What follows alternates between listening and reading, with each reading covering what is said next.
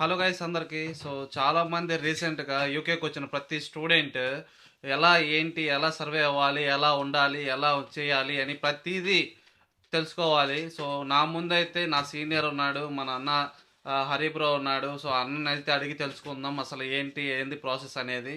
So మీరైతే ఈ video save చేసుకోండి, చాలా చాలా ఉపయోగపడుతుంది. So let's see the video.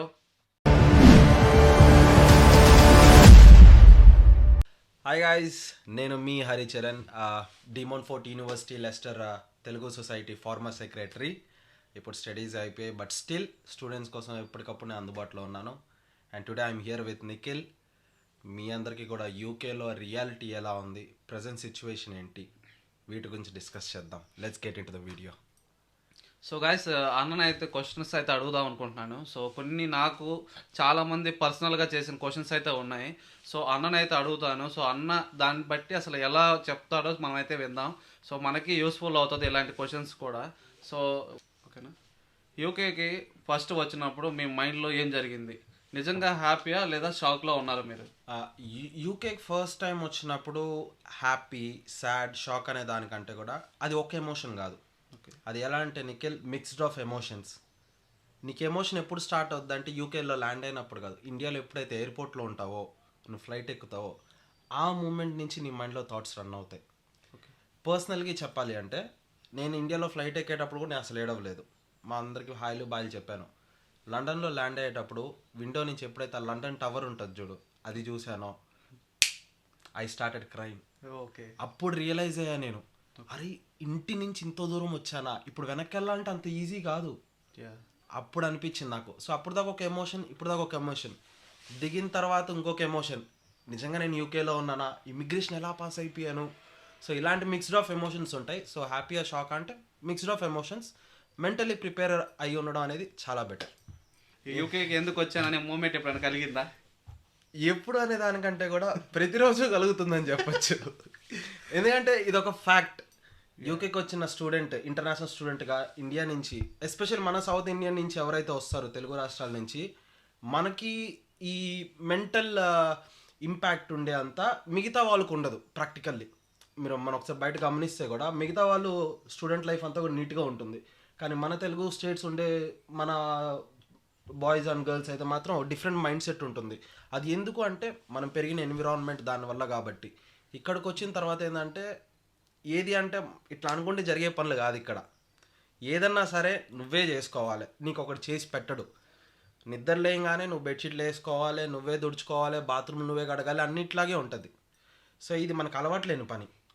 ఇది అలవాటు అయ్యేంత వరకు ఉండే ఆ ఫస్ట్ 3, 4 to 5, 6 months ఏదైతే ఉంటుందో మనకి, ఆ మూమెంట్లో ప్రతిరోజు నేను ఎందుకు యూకే వచ్చాను అని అనిపిస్తుంది. ఫస్ట్ మంత్ యూఆర్ హ్యాపీ, నేను అబ్రాడ్లో ఉన్నాను, లండన్లో ఉన్నాను, డబ్బు సంపాదిస్తా, పార్ట్ టైం వస్తా, అడుగు తిరుగుతా అని. బట్ ఆఫ్టర్ ఫ్యూ మంత్స్ ఎందుకు వచ్చాను అని అనిపిస్తుంది. And that feeling will never go back.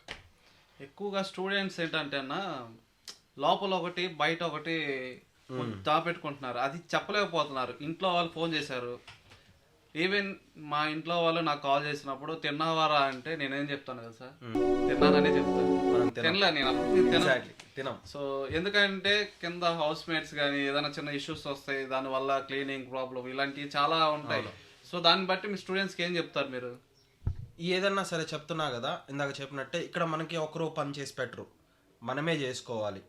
ఈ లోన్లీనెస్ ఫీలింగ్ అనేది ఖచ్చితంగా ఉంటుంది. కాబట్టి నువ్వు మెంటల్లీ ప్రిపేర్ అయి ఉండాలి. పర్సనల్గా మనకు చాలా ఎమోషనల్ సపోర్ట్ ఉండాలి. ఎందుకంటే ఇది మన ఇల్లు కాదు, ఎన్నో కిలోమీటర్ల దూరం నుంచి వచ్చాం. ఇక్కడ మెయిన్ థింగ్ స్టూడెంట్స్కి, ఇంకొక మెయిన్ థింగ్ పర్సనల్ లైఫ్లో, స్టూడెంట్ లైఫ్గా బాధపడేది ఏంటి అంటే ఫ్రెండ్స్ అనేది, నమ్మకం. మనం ఒక మాట అంటాం, ముందు మామ అంటాడు, వెనకాల ఇంకో మాట అంటాడు. అది నిజమే, కరెక్టా? సో కాబట్టి ఇక్కడ ఎవరిని నమ్మడానికి లేదు. కాబట్టి వాడు ఎలా ఉన్నాడు, నాకు ఎమోషనల్ సపోర్ట్ దొరుకుద్దా లేదా అనే దానికంటే కూడా అసలు ఆ స్టేజ్కి ఎందుకు వెళ్ళాలి, నీలో ఆ సెల్ఫ్ కాన్ఫిడెన్స్ బిల్డ్ చేసుకోవడం చాలా బెటర్. యూకేకి వచ్చే వాళ్ళు ప్రతి ఒక్కరికి ఒకటే చెప్తాను, నువ్వు ఇండియాలో ఫ్లైట్ ఎక్కే ముందు ఇక్కడ జరిగే కాన్సిక్వెన్సెస్ కానీ, ఇక్కడ జరిగే రియాలిటీకి కానీ నీ మైండ్ మెంటల్లీ ప్రిపేర్ అయి ఉంటేనే రా, లేకపోతే రావద్దు. సింపుల్. చాలామంది ఇమిగ్రేషన్స్లో చాలా ఇబ్బంది పడుతున్నారు అన్న స్టూడెంట్స్ వచ్చేవాళ్ళు. రేపు జాన్ ఇంటేక్ కానీ, రేపు సమ్మర్ ఇంటేక్ కానీ వచ్చేవాళ్ళు ఉంటారు, రేపు సెప్టెంబర్ ఇంటేక్ కానీ కావచ్చు. వచ్చే వాళ్ళకి ఇమిగ్రేషన్లో ఎలా ఫేస్ చేయాలి, ఎలా కాన్సిక్వెన్సెస్ అన్ని ఫేస్ చేసుకోవాలి. సో దాన్ని బట్టి మీరు స్టూడెంట్స్కి ఏం చెప్తారు, అదే దానికి ఏమైనా హెల్ప్ఫుల్గా వాళ్ళకి? ఇమిగ్రేషన్ క్రాస్ అవడం అనేది చాలా సింపుల్ థింగ్. నిజంగా చెప్పాలంటే ఏంటంటే నువ్వు ఇమిగ్రేషన్లోకి ఎంటర్ అయ్యే మూమెంట్లో నీ హ్యాండీగా అన్ని డాక్యుమెంట్స్ పెట్టుకో, ఫస్ట్ థింగ్.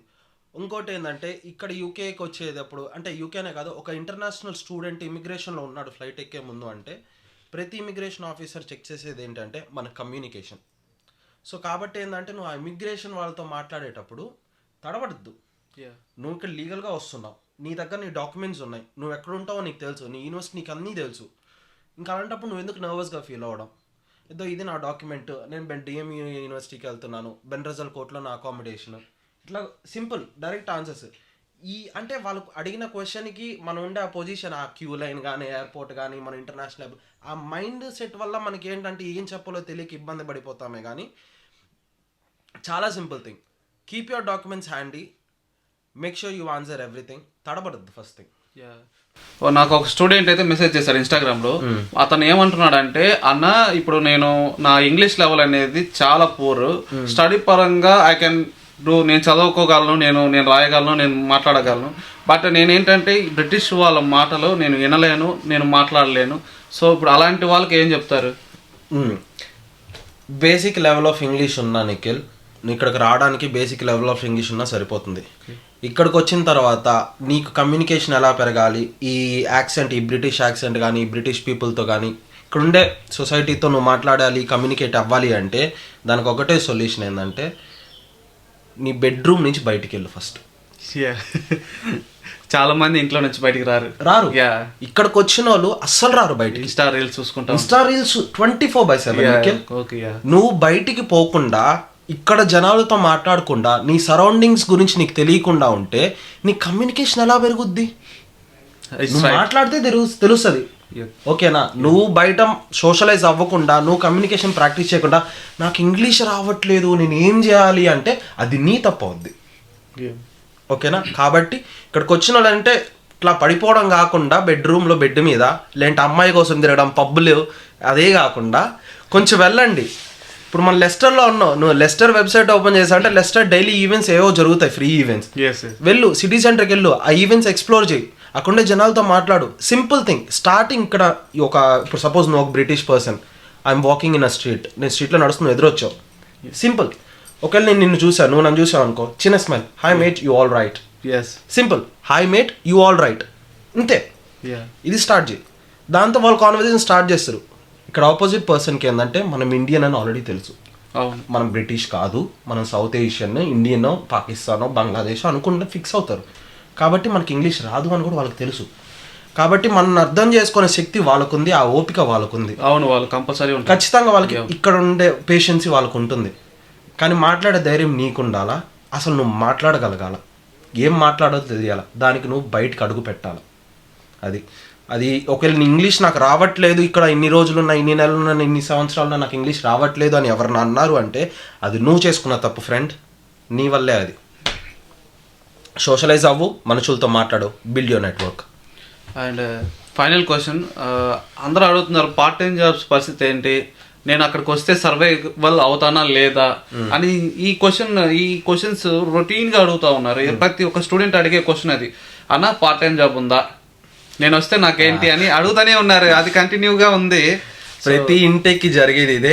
అండ్ ఇప్పుడు ప్రెసెంట్ ఇప్పుడు జరిగిన ఇమిగ్రేషన్ ఈ వీసా రూల్స్ ఏవైతే ఉన్నాయి, బయట మార్కెట్ కాంపిటీషన్ వల్ల ప్రతి ఒక్కడు ఖచ్చితంగా అసలు ఇక్కడికి రాబడలేదు. ఇండియాలో వాడు యూకేకి వస్తాడు లేదో వాడికి తెలియదు.